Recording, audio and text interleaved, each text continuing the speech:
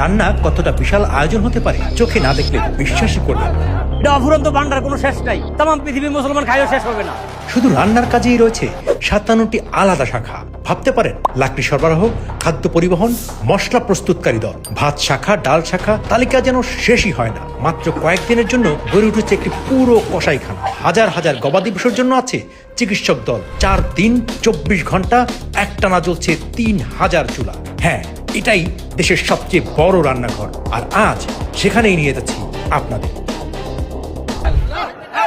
এক একটা ডিপার্টমেন্টে এক একটা কাজ। কেউ চাউল ভান্ডারে চালের খেদমত করতেছে, ডাল পাকশালায় ডাল রান্না করতেছে, ডাল মাঠে পৌঁছাচ্ছে, তরকারি পাকশালায় তরকারি রান্না করে তরকারি মাঠে পৌঁছানো। ছাত্রকর্মী গ্রুপ সেই তরকারিগুলো ড্রামের মাধ্যমে খাবার মাঠে নিয়ে আসতেছেন। খাবার মাঠে যারা কর্মী আছেন তারা খাবার পরিবেশন করছেন। সমিলে যারা খেদমত করতেছেন তারা লাকড়িগুলো আপনার কেটে পাকশালা পর্যন্ত পৌঁছানো। এবং এইভাবে 57টা ডিপার্টমেন্টের প্রত্যেকটা ডিপার্টমেন্টের নিজস্ব কর্মীরা তাদের নিজস্ব ডিপার্টমেন্টের কর্মকাণ্ডগুলো পরিচালনা করতেছে। এটা হলো বিশ্ব জাকির মঞ্জিল পাকশালা। এখানে 22 কিলোমিটার এরিয়া আছে। এখানে আমাদের তরকারি পাকশালা, এখানে তরকারি পাক রান্না করা হয়। এখানে তরকারির সাথে থাকে এলো মাংস, খাসি, গরু, এরপরে সাথে আলু দিয়ে মশলা মিশিয়ে দিয়ে পাক করানো হয়। শুধু তরকারি রান্না করার জন্য এটা 24 ঘন্টা থামাথামি নেই, 24 ঘন্টা চলতেছে। এই 4 দিন যাবত 24 ঘন্টা পাক চলবে। বাটের চুলো আছে প্রায় 500-র মতো, 500-র উপরে। আমাদের আছে 100-র উপরে। হ্যাঁ, সব মিলে 2000-2500 চুলো হবে।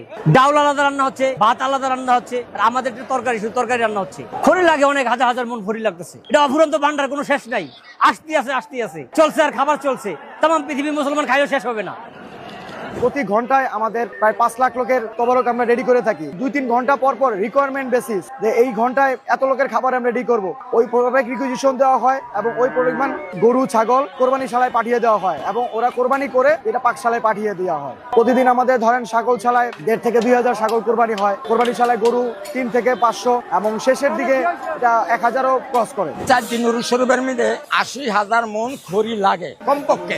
জাকের বেড়া দেয়, জাকের বেড়া খেদমত করে 9,000 টন গাছ